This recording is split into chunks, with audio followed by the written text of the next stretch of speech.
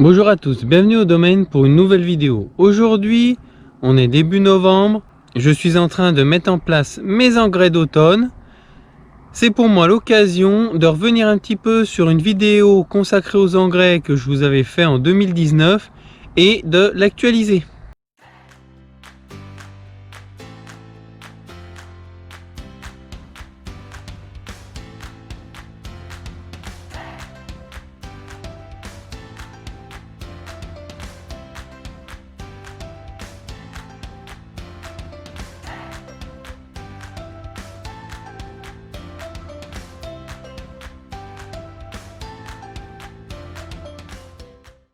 Alors au printemps 2019, je vous avais fait une vidéo qui vous montre un petit peu comment je procédais pour les engrais. Depuis, pas de gros changements, mais j'ai quand même fait quelques évolutions, quelques modifications sur mon programme pour la mise en place des engrais.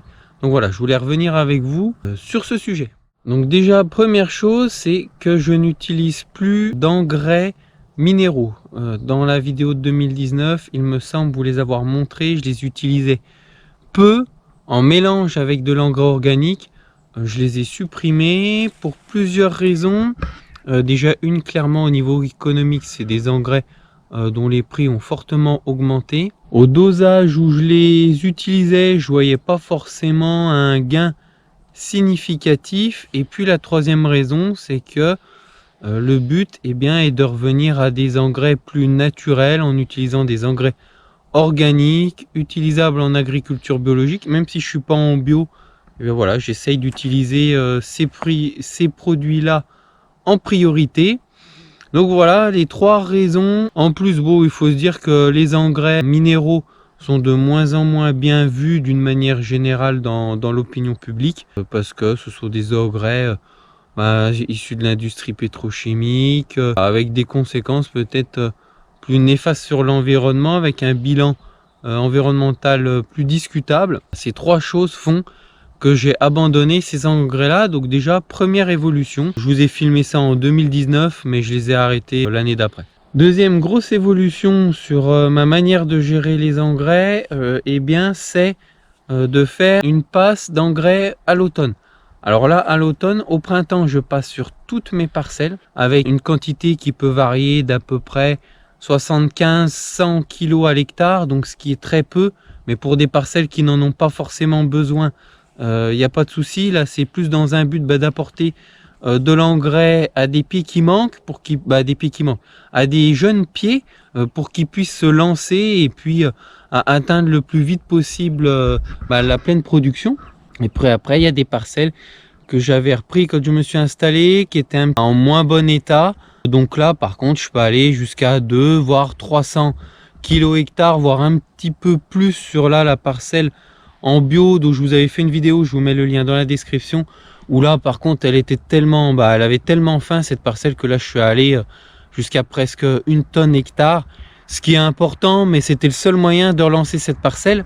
Donc voilà, généralement ces amendements là je les fais au printemps. Et donc là, autre nouveauté, je fais un amendement, un passage pour distribuer de l'engrais à l'automne, sur mes parcelles qui ont le plus faim, parce que j'ai remarqué que l'amendement de printemps n'était pas forcément suffisant pour arriver à redresser ces parcelles là. L'amendement d'automne vient compléter cet engrais de printemps. En plus, ça permet de mettre une moins grosse dose d'engrais au printemps, et puis d'avoir potentiellement des nutriments disponibles immédiatement quand la vigne démarre, puisque cet engrais est minéralisé tout au long de l'hiver pour être disponible au printemps dès le départ de la vigne. Et puis autre avantage de cet engrais d'automne, c'est avec ces années de sécheresse marquées qui se renouvellent, les engrais ne sont pas forcément disponibles au moment où on les met. Alors je m'explique, par exemple 2022 où j'ai mis mes engrais courant mars. Après on a eu un printemps plutôt sec, voire même relativement sec, sauf jusqu'à fin juin, début juillet, où là on a eu un beau coup de pluie, ce qui fait que mes engrais, avec ce manque de pluie, n'ont pas pu se libérer, être disponibles pour les plantes avant juillet, ce qui est déjà très tard. Je les ai gardés au pied des, à l'état où je l'avais mis quasiment, pendant très longtemps on les a vus. Donc voilà, ils ne se mélangeaient pas au sol, ils ne se dégradaient pas pour aller s'assimiler dans le sol. Donc là, c'est problématique puisque ces engrais de printemps là, eh bien, si il n'y a pas de pluie, ils ne se diffuseront pas dans le sol, donc ils ne seront pas disponibles pour la plante. Clairement, c'est très bête, c'est une perte. Là, j'ai eu de la chance, il y a eu un bon coup de pluie, donc ils ont dû se minéraliser, se mettre en place pendant l'été. Bon, c'est toujours ça de prix, mais ça commence à faire un petit peu tard. Et puis si la sécheresse avait un petit peu plus duré, qu'on n'avait pas eu du tout d'eau, clairement, ces engrais-là auraient été disponibles pendant l'hiver. Et là, ça aurait été pas une perte totale, parce qu'il en reste toujours dans le sol, mais disons qu'ils auraient déjà été bien dégradés. Donc voilà un petit peu ces changements que j'ai faits, eh bien, pour m'adapter le plus possible à mes parcelles, à ce que je dois faire pour que mes parcelles évoluent correctement, mais aussi m'adapter à l'évolution du climat qu'on connaît actuellement, et puis aussi pour être le plus efficace possible, les mettre au meilleur moment, et bien pour essayer d'en mettre le moins possible, parce que clairement, on parle beaucoup d'environnement. Je dis pas que ce n'est pas un motif de choix, mais aussi clairement économique. Les engrais coûtent quand même relativement cher. Moins j'en mets personnellement, mieux je me porte. Donc voilà, le but, essayer de lier un petit peu tout ça, l'environnement, l'économie et puis l'efficacité technique. Donc là, je vous montre par exemple une des parcelles que je vais faire. Alors je ne vais pas en faire beaucoup cette année, mais voilà, j'ai à peu près peut-être un tiers du parcellaire. Et surtout, ce que je vais faire, ce sont des parcelles de jeunes vignes où je vous avais montré une défoliation très importante, liée notamment à la sécheresse, c'est sûr, mais aussi à des veines de terrain un petit peu maigres. Et bien là, je vais mettre de l'humus. Je vais essayer d'approcher 1 tonne hectare pour essayer de favoriser la rétention en eau. Là, je vais mettre un engrais un petit peu différent de ce que je mets d'habitude. Le but n'est pas de lui apporter des éléments minéraux. D'ailleurs, l'engrais que j'ai choisi n'a pas une grande quantité nutritive, je dirais.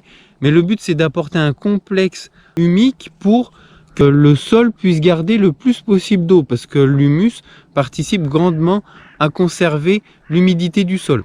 Donc là, le but, c'est pas d'apporter à manger à la vigne. Parce que clairement, la vigne, je n'ai pas tout à fait le rendement, mais c'est plus lié à la sécheresse que réellement un manque de vigueur de la vigne. Mais cette sécheresse-là empêche son développement, vient gréver un petit peu la récolte. Et puis on voit en termes de bois, elle n'a pas son développement normal.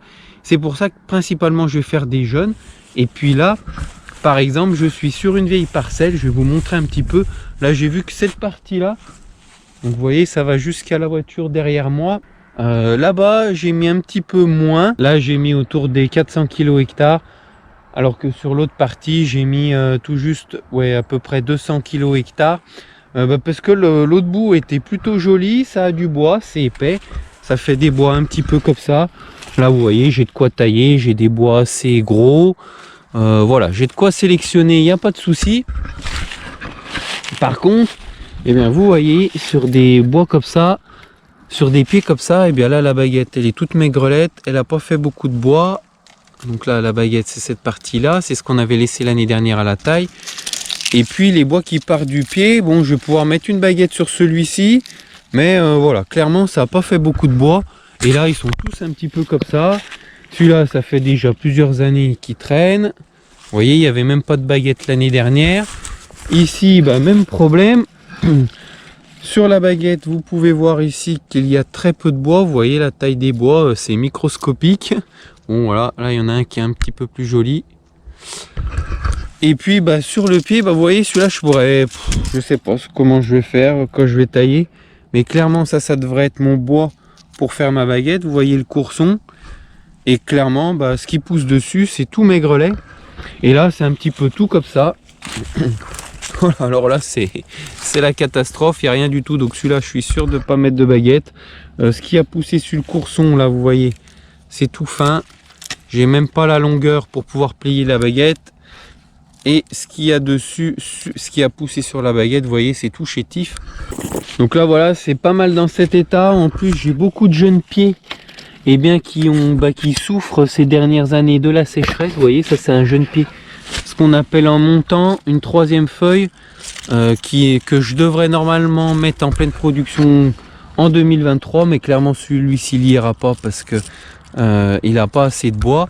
Et vous voyez là, j'ai pas mal de pieds que j'ai remis ces dernières années et qui souffrent beaucoup de la sécheresse. Donc le but, comme la période de végétation avec ces sécheresses est plus courte que ce qu'on peut avoir quand on n'a pas de sécheresse, c'est essayer de les favoriser au maximum, et notamment de les favoriser au maximum dès le départ de la végétation au printemps.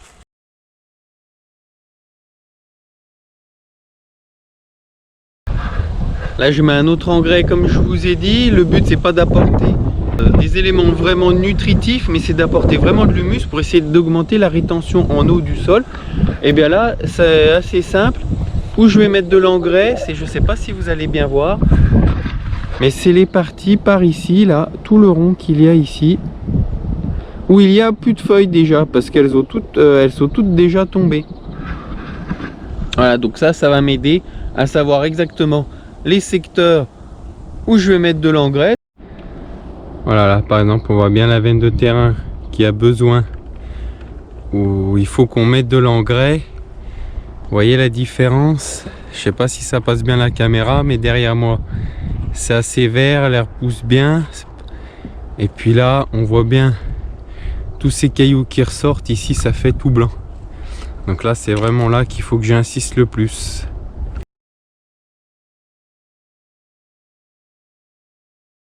Donc là clairement c'est notre plus grande parcelle, elle fait 1,5 hectare. Et bien je vais pas mettre de l'engrais sur 1,5 hectare. Là je vais peut-être en mettre sur une cinquantaine d'arts à peu près, quoi, à peine un tiers de la surface, mais en quantité quand même assez importante pour que ça fasse effet. Donc là je change d'engrais, c'est un engrais un petit peu pas spécial, mais qui est tout simplement plus adapté à ce que je veux faire ici.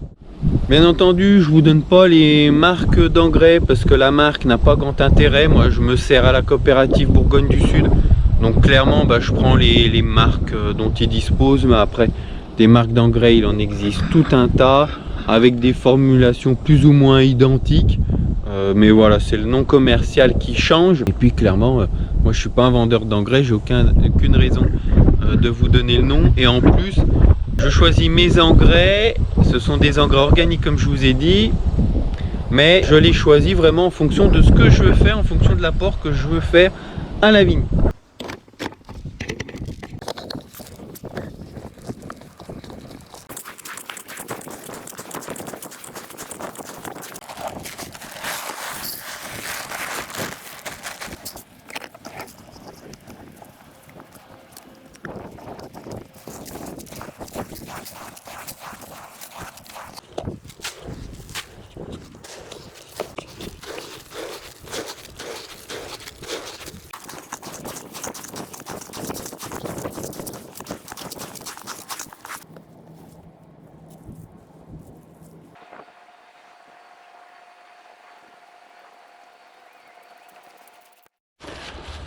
Donc voilà, je vous en montre pas plus, je vous ai montré le principe, pourquoi cette parcelle, pourquoi pas d'autres parcelles où je ne vais pas y mettre les pieds pour ce travail là à cette période. Donc je vous refais pas une vidéo complète sur ma mise en place des engrais. Comme d'habitude, je passe les faire à la main pour plus de précision dans la quantité que je mets, plus de précision.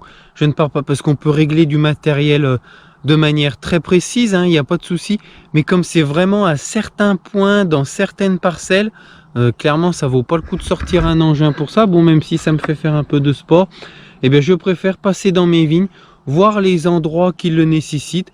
Donc voilà, pour plus de précision de ce point de vue là, parce que à certains endroits je vais faire que certains ronds dans les parcelles. Donc clairement ça vaut pas le coup de rentrer un enjambeur dans un rang pour faire quelques pieds, ressortir. Donc voilà, pour ces raisons là, je fais encore tout à la main. Je n'ai pas changé grand chose, mais je voulais vous montrer ces quelques points particuliers que j'ai pu faire évoluer depuis ma dernière vidéo. Pour ceux qui ne l'auraient pas vu, je vous mets le lien dans la description et en vignette. J'espère que cette vidéo vous a plu. N'hésitez pas à poser vos questions en commentaire.